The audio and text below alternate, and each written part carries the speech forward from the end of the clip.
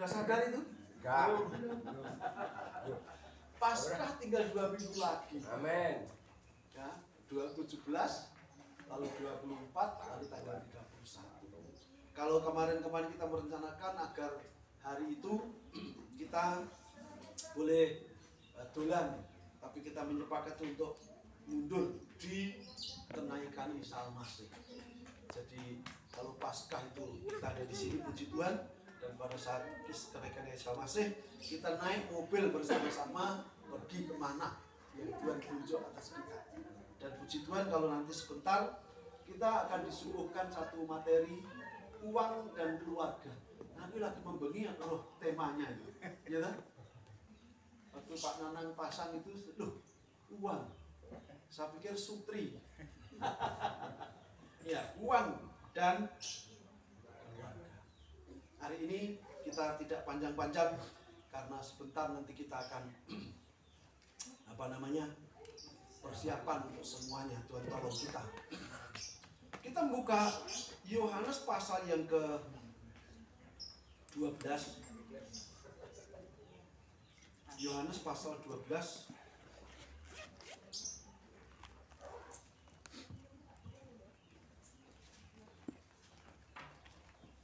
Ayat 1 sampai 11 kita akan membaca.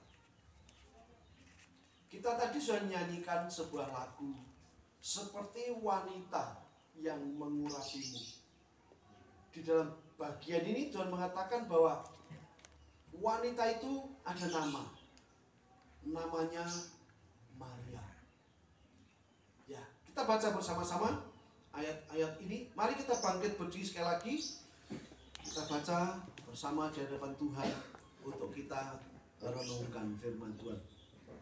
1 sampai 11. Yesus diurapi di Betania.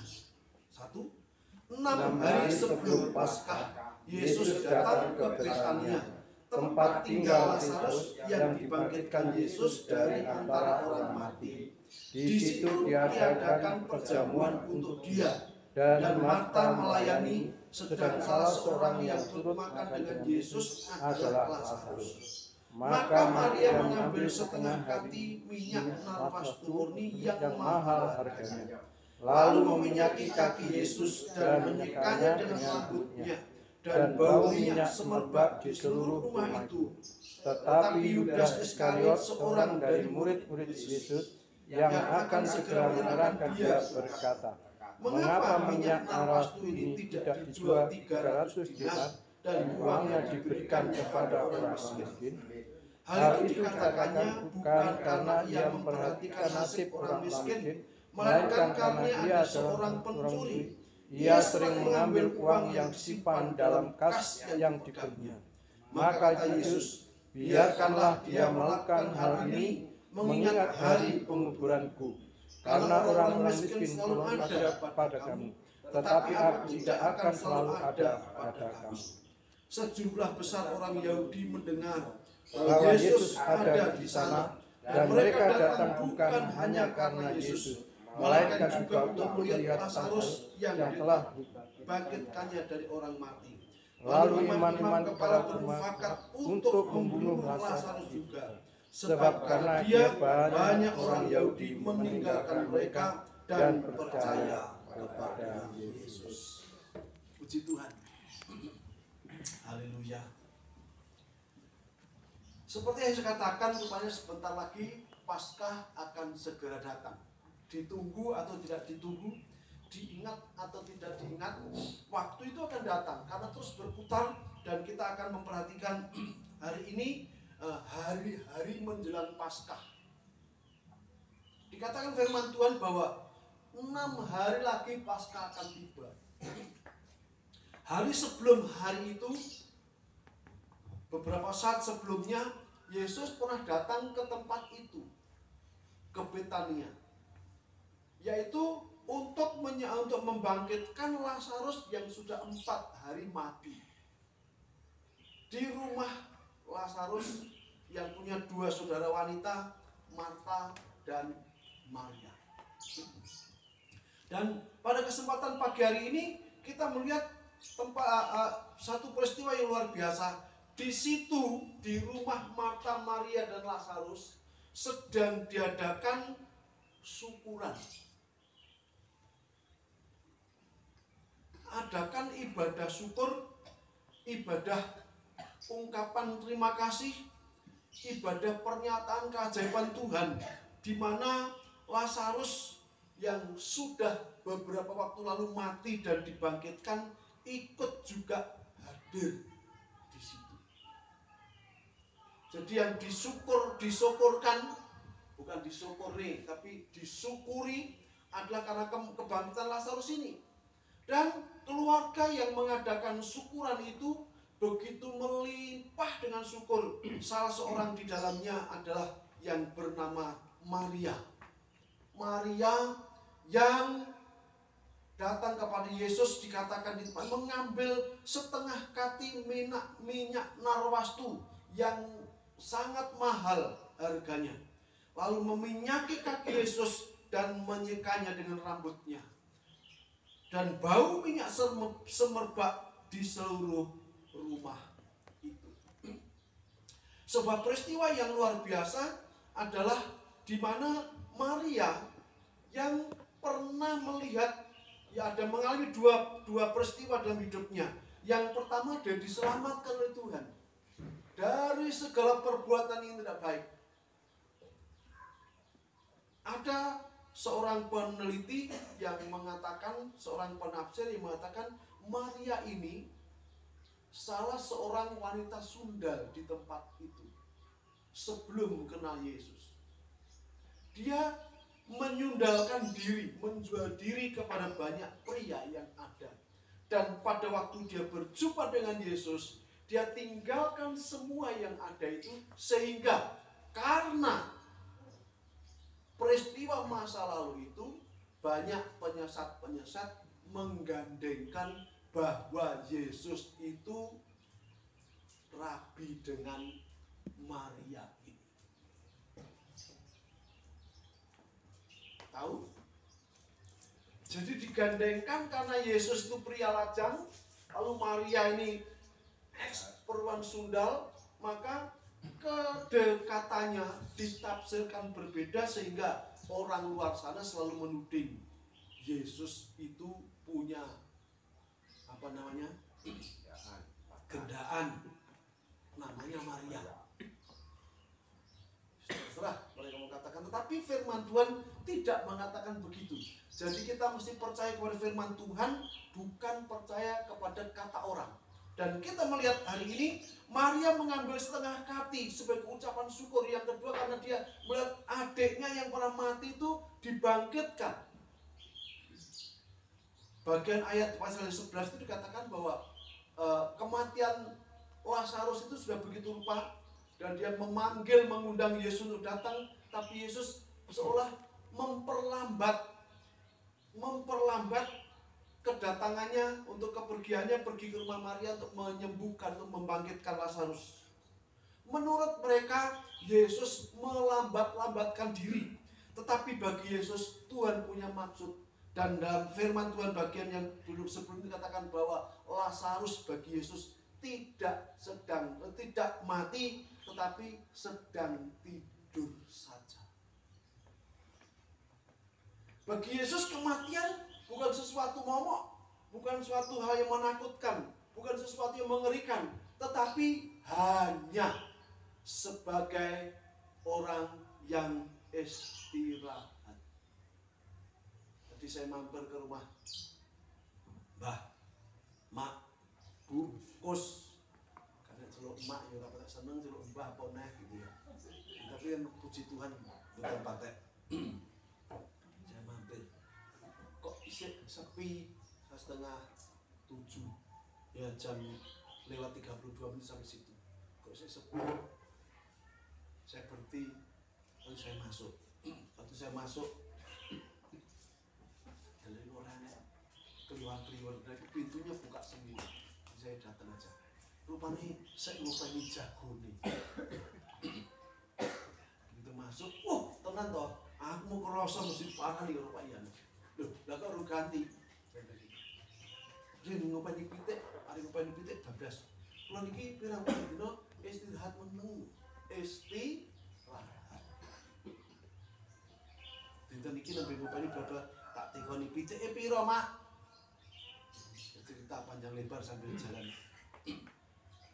Dan kita kembali kepada peristiwa ini. Maria begitu luar biasa karena begitu mengagumi Yesus, begitu mengagumkan Yesus, begitu menghormati Yesus sebagai satu pribadi yang tidak ada bandingnya. Kata Pak Mesti, jangan dibanding-bandingke Yesus itu dengan siapapun, karena tidak ada satu bandingannya di muka bumi. Bagi Maria hal itu terjadi. Dia begitu mengagumi, begitu menyanjung, begitu menghormati Yesus demikian rupa.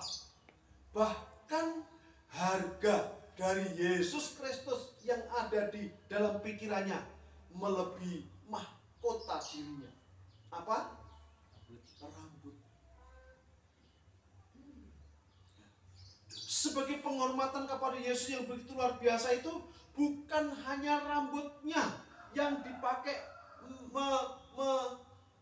menyeka, mengelapi itu bahasanya Pak Man, ya, Pak Wagiman tak tonggo nih. Tapi menyeka rambut yang begitu indah, yang begitu bagus dipakai untuk menyeka. Bayangkan, sekarang saya bawa kembali, dia bekas wanita Sunda. Rambutnya diopeni mendak? Diopeni, wong bibire saja diopeni ya bendino diusak, ya toh? Rambut mesti bagus. Wes ana rebonding belum tahu saya. Tapi kurang lebih dia ngopeni rambutnya, jadi rambutnya itu rambut yang bagus. Kalau enggak di rebonding belum ada, mungkin dikrol. Nah, dikrol karena bukan di masa-masa dulu sudah ada. Wong mulai janggal aja di ngenek-ngenek itu, diukel itu saleni, sesuatu kan jadi krol, ya, jadi keriting. Kalau rebonding kan baru-baru ini. Sekarang ada yang paru-paru, separuh di rebonding, separuh di krol. Memang zaman sudah. Tapi wanita itu jelas memelihara dirinya, memelihara rambutnya, memelihara penampilannya sebegitu rupa. Dan pada waktu dia ketemu Yesus, dia bersujud di kaki Yesus, menjadi perhatian dari banyak orang. Apalagi dia sambil menangis di kaki Yesus, menggunakan rambut indahnya itu untuk menyekanya. Dan setelah itu meminyaki kaki Yesus itu dengan minyak narwastu. Minyak yang sangat mahal pada jam itu. Baunya semerbak dan harganya begitu mahal. Ada satu pribadi yang di tengah-tengah kerumunan yang banyak, di tengah keramaian, di tengah pesta yang mahal itu, karena bukan hanya makanan yang disediakan, tapi minyak narwastu yang ditumpahkan. Mata seorang bernama Yudas gatel delok itu semuanya. Yudas masuk dalam lingkungan murid-murid Yesus. Yudas masuk dalam lingkungan orang-orang percaya. Yudas masuk dalam lingkungan yang berada untuk mengadakan pesta pada hari itu. Tapi perhatikan, rupanya hati Yudas belum mengenal Tuhan secara sungguh-sungguh.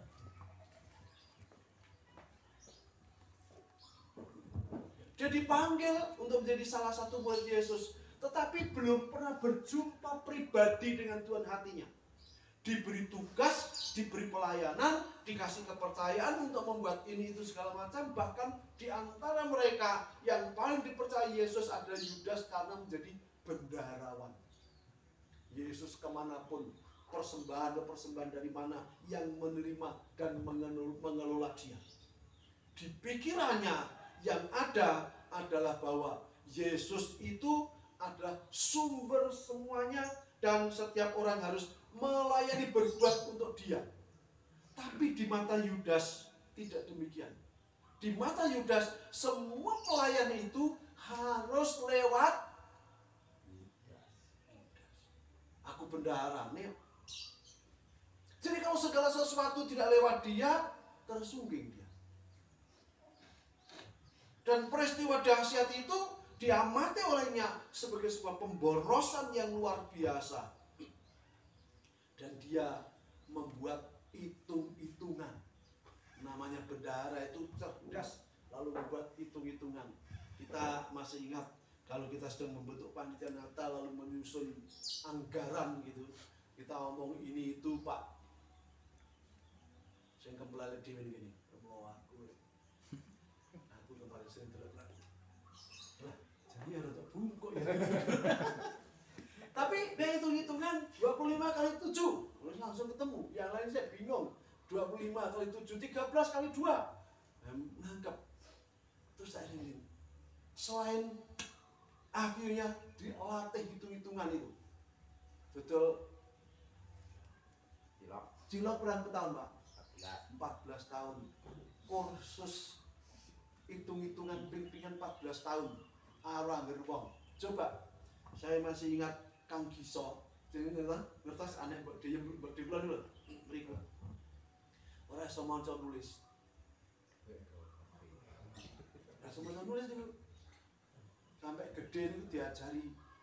Aku ajaran nulis tau Mas Yun enggak adik sing Pak Bangun di Yulianto ini. Ajaran nulis Pak Yun. Diajari. A B A dibaca A B A dibaca A B A dibaca A B A dan terus A B A A B A.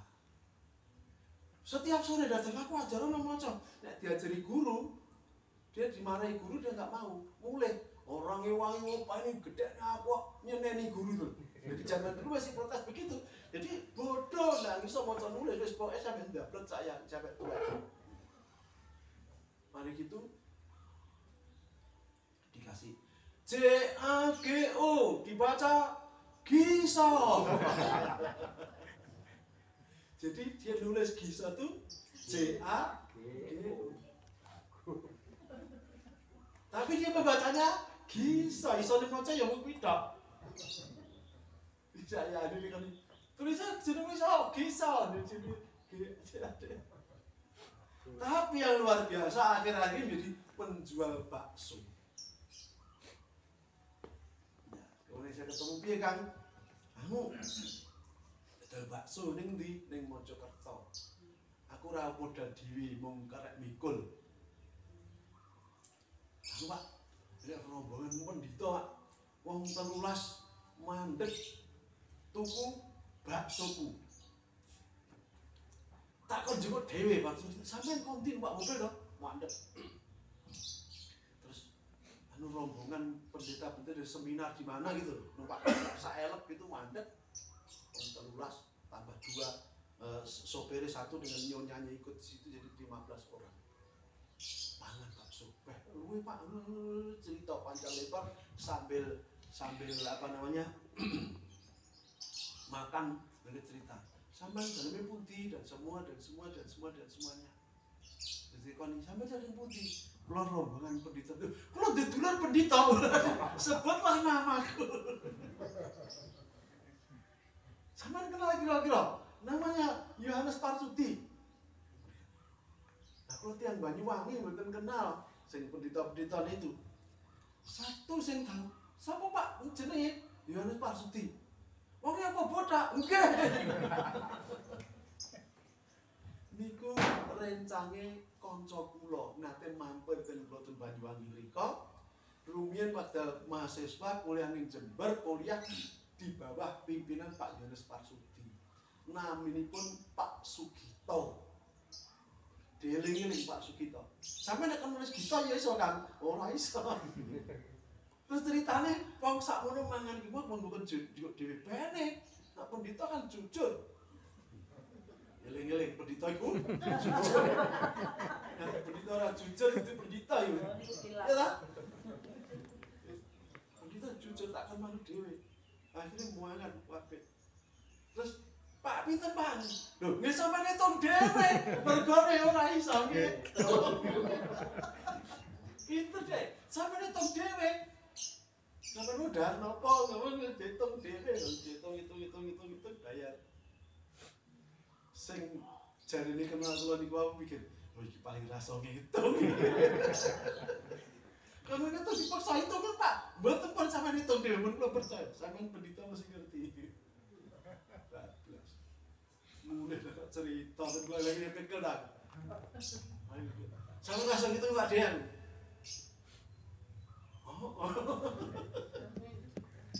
Tapi Yudas ini bukan hanya bisa ngitung, memperkirakan minyak narwastu yang dituang hari itu, ngerti dia kurang lebih harga dari minyak narwastu itu. Sehingga ayat kelima, mengapa minyak narwastu ini tidak dijual 300 dinar dan uangnya diberikan kepada orang-orang miskin.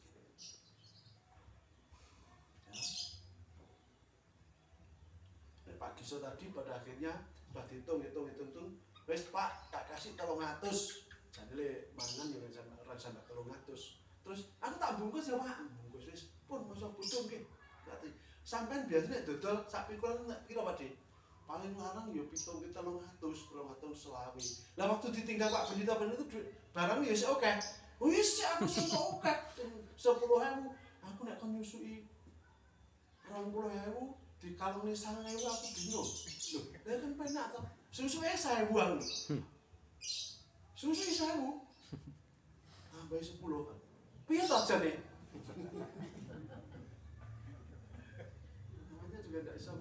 Sing tak gungul, wong ora iso hitung-hitungan. Kok dodol bakso. Dan nek dodol kerupuk sak plastik ki regane 5.000 apa 6.000 kan gampang le ngitung. Lah bakso kan ndak.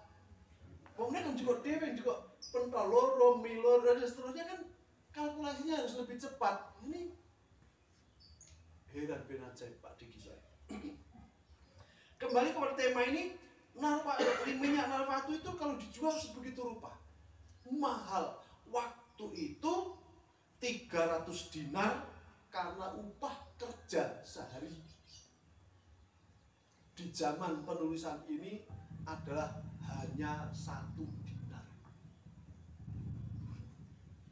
Kalau kita hari ini buruh 100 ya. Berarti kalau 300 dinar berapa? 300 hari. 300 hari. Berarti berapa jumlahnya? 300 juta. 330 juta. Tenang, 300 kali 10. 10 kali 1 juta. Nah, bisa deh. Sing liyane sing nang ini ora dodol bakso, lagi bisa kan Pak. Mahal. Dan pikirannya untuk dibagikan kepada orang-orang miskin karena di pikirannya banyak orang miskin yang harus disumbang. Mereka berpikir kalau Yesus itu berdiri sebagai raja, maka kemiskinan hari itu akan terhapuskan. Dan rupanya konsep seperti itu masih ada sampai sekarang ini. Para pemimpin negara pasti disuguhkan nominal-nominal yang ada. Orang miskin di Indonesia berapa? Waktu Jokowi masuk 10 tahun dulu berapa? Sekarang menjadi berapa persen untuk Indonesia? Dan itu nanti dengan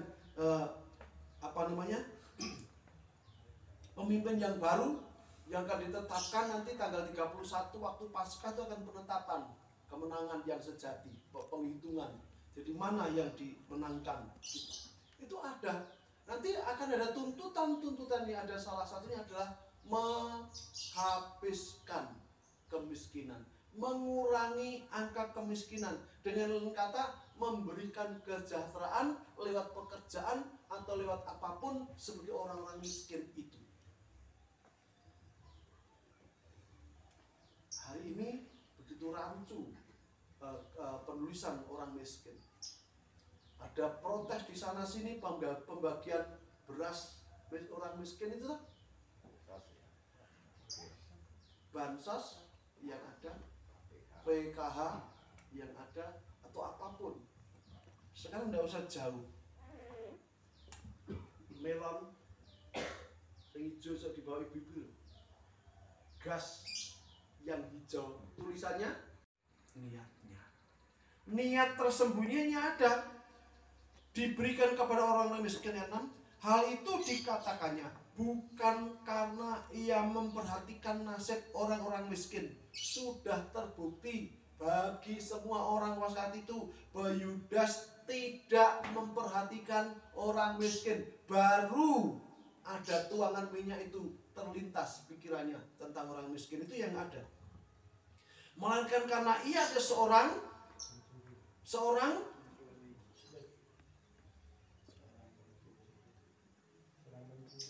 rupanya Yudas itu seorang pencuri dari awalnya. Maria seorang sundal dari awalnya. Maria bertobat ketemu Tuhan. Yang Yudas ini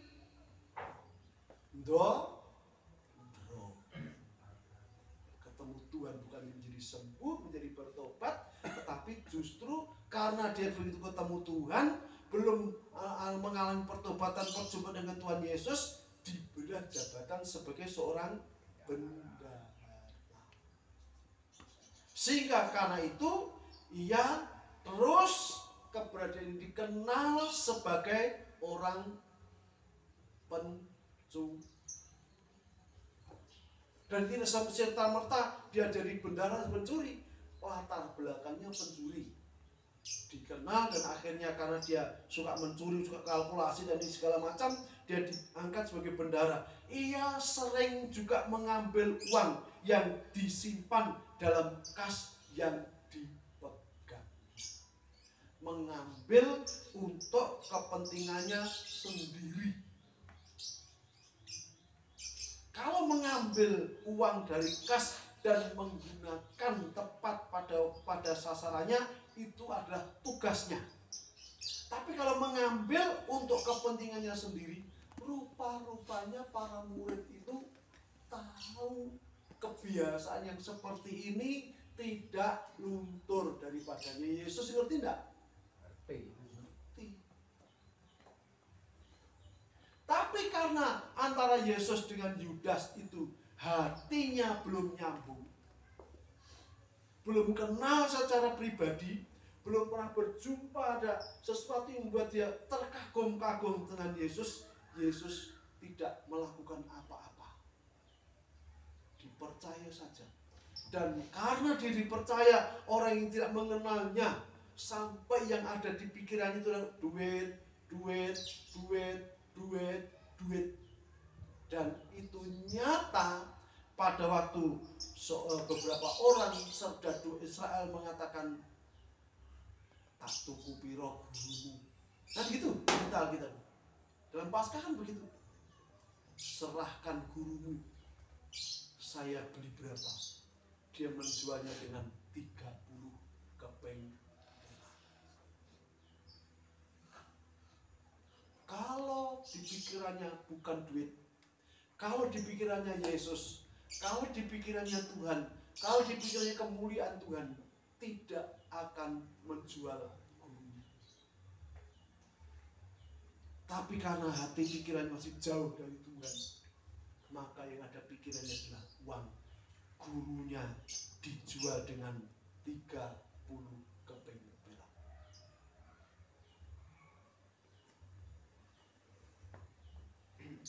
Kita kembali kepada tema. Dua nama menuju kepada satu nama. Maria terkagum-kagum, terheran-heran tentang Yesus.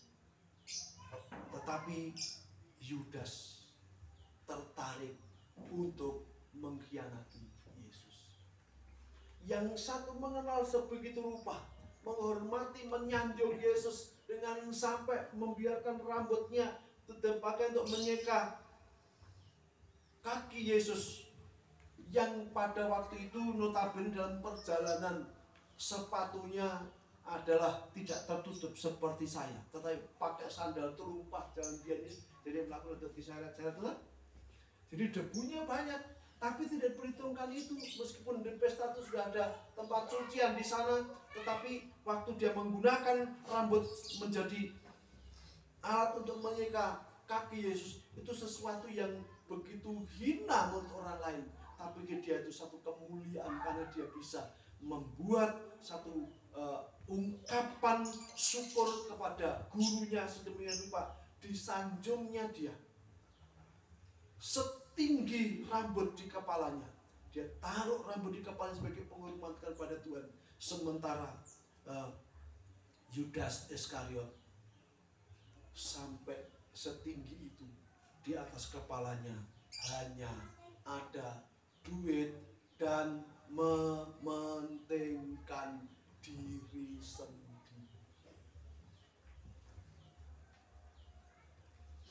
Hari ini kita mendengar firman Tuhan. Di mana di antara kedua itu? Kita bisa menyanyi seperti wanita mengurapi, menangis di bawah kakimu. Demikian jiwaku mengasihimu. Engkau Yesus baik bagiku. Atau mungkin hati kita hari ini yang kita lihat duit. Apa mungkin pas ya hari dengan uang dan keluarga itu perlu dibicarakan di tengah-tengah kita nanti. Mungkinkah dalam hati kita masih ada mementingkan diri kita lebih? Saya tidak tahu. Hanya Tuhan. Tetapi Tuhan rindu supaya pada setiap hidup kita, Yesus sudah dijual oleh Yudas Iskariot untuk dibunuh, disalibkan untuk kepentingan keselamatan kita. Dan kita hari ini sudah diselamatkan oleh Tuhan. Maria diselamatkan oleh Tuhan dan menghormati Yesus sebegitu rupa, menyanjung dia dalam segenap hidupnya. Mari kita belajar menjadi seperti Maria. Biarkan Yudas hidup dalam keyudasannya, hidup dalam kedagingannya, hidup ke dalam rencananya, tapi jalannya rencana Tuhan bersama dengan dia dan seperti Maria mengerjakan. Tuhan memberkati kita semua. Bangkit beri sekali lagi, nyatakan kasih cintamu kepada Tuhan dengan nyanyian pujian itu. Bukan sekedar kita nyanyikan karena disuruh bernyanyi. Kita ucapkan syukur di hadapan Tuhan. Kau telah diselamatkan olehnya. Kau telah dibeli dengan darahnya. Darah yang begitu mahal. Yesus harus mati di kayu salib, dijual oleh Yudas, supaya setiap kita yang percaya kepadanya diselamatkan secara sempurna.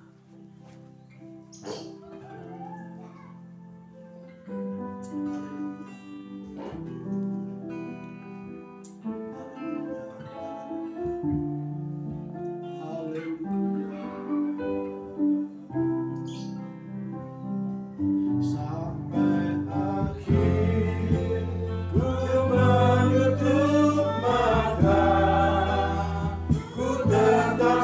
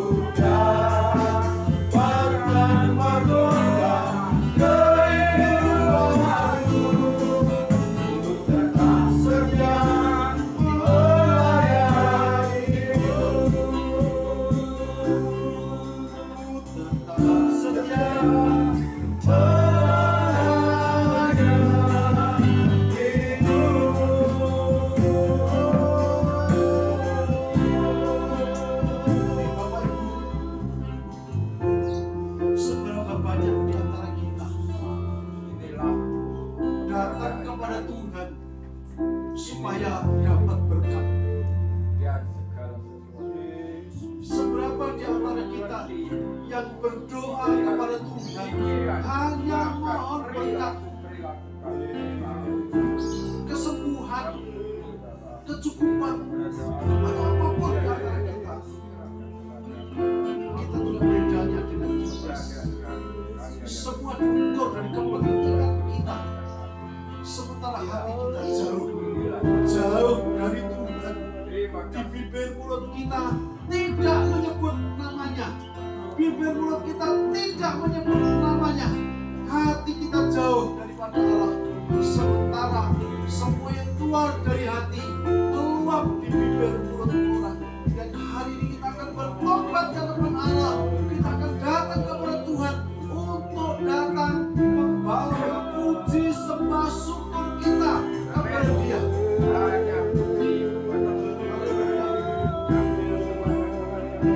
Puji nama-Mu Tuhan.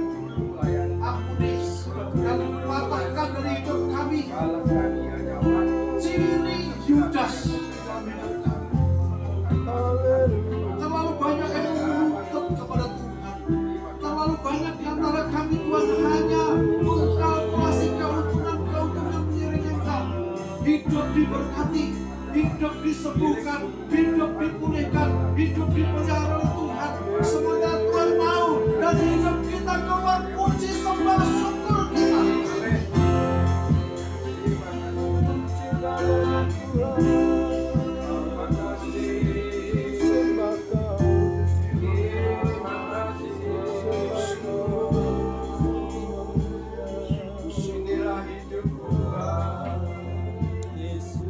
Dikuasai orang mengaku urungan tangan kehadiran kita semuanya untuk membagikan sesuatu dari Yesus untuk mereka.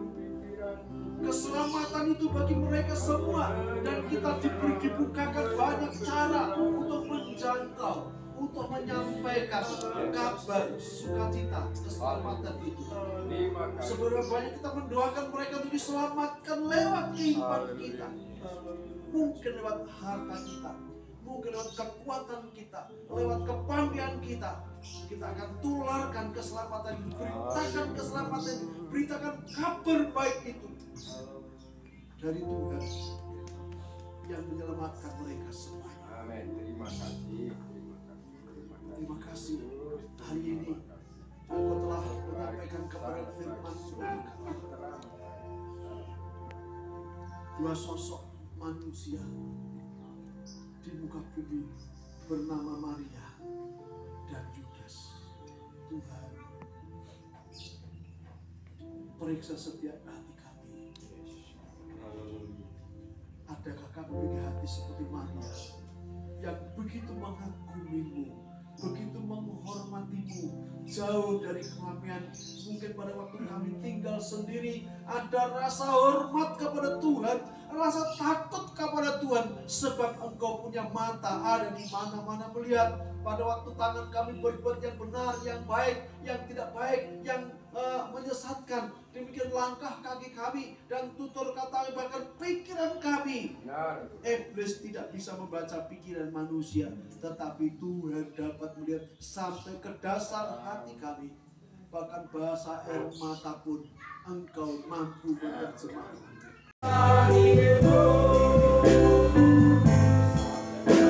Tetap setia melayanimu, tetap setia melayanimu.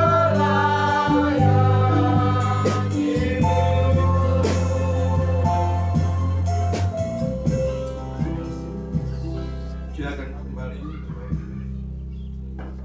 Berkat firman Tuhan masuk dalam hati kita masing-masing. Saya percaya firman Tuhan akan akan bertumbuh dalam setiap kehidupan kita. Kita sudah belajar tadi mengenai firman Tuhan. Siapa Yudas dan siapa Maria? Kita akan menentukan pilihan itu.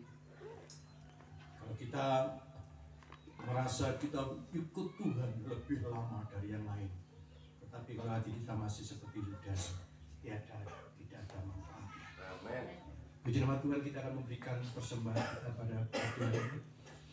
Kita ini satu kur dengan yang mengatakan,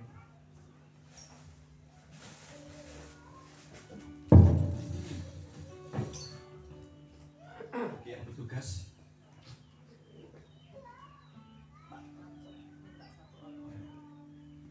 Pak As.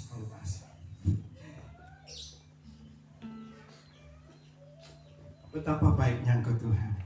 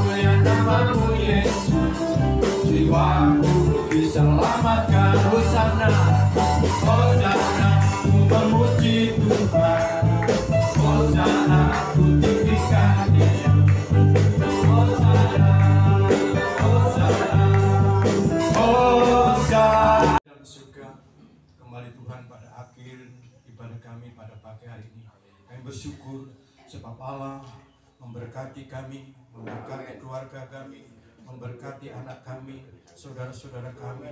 Tuhan, ini semua karena kasih-Mu kepada kami Tuhan, sehingga pada saat ini kami boleh belajar mengembalikan berkat-berkat yang Tuhan berikan kepada kami. Tuhan, Engkau pakai berkat yang telah kami kembalikan ini Tuhan untuk membantu pekerjaan-Mu tempat ini Bapa. Dan kami mau pulang ke rumah masing-masing Tuhan pada pagi hari ini. Bila Engkau akan tetap memelihara kehidupan keluarga kami, bagi kami yang bekerja di ladang, Tuhan akan memberkati keluarga kami, ladang kami. Bagi kami yang bekerja sebagai buruh, Tuhan Engkau akan memberkati kami. Bagi kami yang bekerja sebagai karyawan, Tuhan Engkau akan tolong memberkati kami semuanya Tuhan. Terima kasih Bapa. Bagi kami yang belum mendapatkan pekerjaan, Tuhan kami serahkan kami semua dalam tangan kuasa-Mu. Engkau menyediakan semuanya di bagi kami Tuhan. Terima kasih Bapa.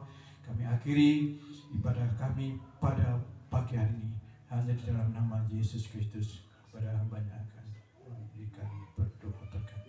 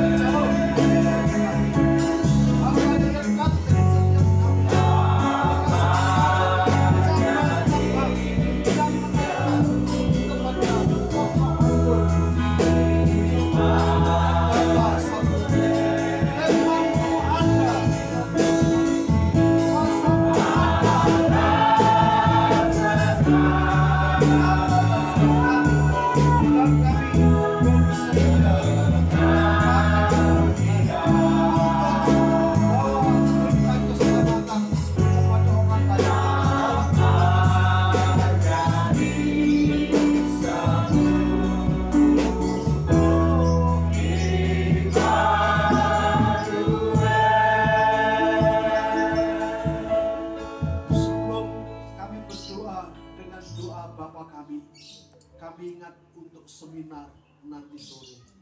Kami serahkan semuanya kepadamu. Amin. Beberapa saudara kita baik dari Barisan, dari Kaliwungu, dari Binangun, dari Wates, dari Wonosari, bahkan dari Mojorejo yang akan hadir bersama kami.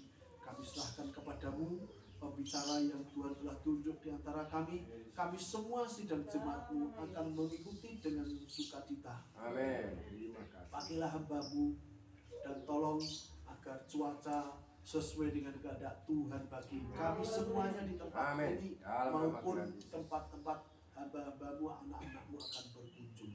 Kami ucap syukur sekali lagi menyerahkan Tuhan waktu itu kepadamu. Tuhan terus campur tangan para jemaat Tuhan di tempat yang persiapan baik dengan memasak, demikian juga persiapan tempat dan sekaliannya kami serahkan kepadamu. Selalu ingat bangsa dan negara ini dalam tangan Tuhan kami serahkan. Indonesia untuk kemuliaan nama Tuhan, di Indonesia dan nama Yesus yang berkuasa. Engkau pakai nama Yesus untuk menyelamatkan negeri ini, bangsa ini menjadi orang yang cinta kepada Tuhan dan hidup dalam jalan-jalan-Mu. Amin. Terima kasih sekali lagi, ucap syukur. Akhir ibadah kami dengan doa yang Tuhan Yesus ajarkan atas kita. Bapa kami yang ada di surga, dikuduskanlah nama-Mu, datanglah kerajaan-Mu, jadilah kehendak-Mu di bumi seperti di surga. Beri kepada pada hari ini makanan kami yang secukupnya, dan ampunilah dosa dan kesalahan kami, seperti juga kami mengampuni orang salah pada kami. Dan jangan membawa kami ke percobaan, lepaskanlah daripada yang jahat. Karena Engkau yang mempunyai kerajaan dan kuasa dan kemuliaan sampai selama-lamanya. Angkat tanganmu di hadapan Tuhan. Terimalah olehmu masing-masing berkat, penyertaan, pendampingan Tuhan bagi kita untuk membuat kita menjadi pemenang atas segala godaan dan dosa. Kasih sayang Tuhan Yesus Kristus melimpah di keluargamu, di setiap usahamu, di setiap ternak yang kau pelihara, di setiap hal yang ada dalam hidupmu, dan kuat kuasa Roh Kudus menyertai kita saat ini sampai selama-lamanya. Yang percaya berkata, Amin. Tuhan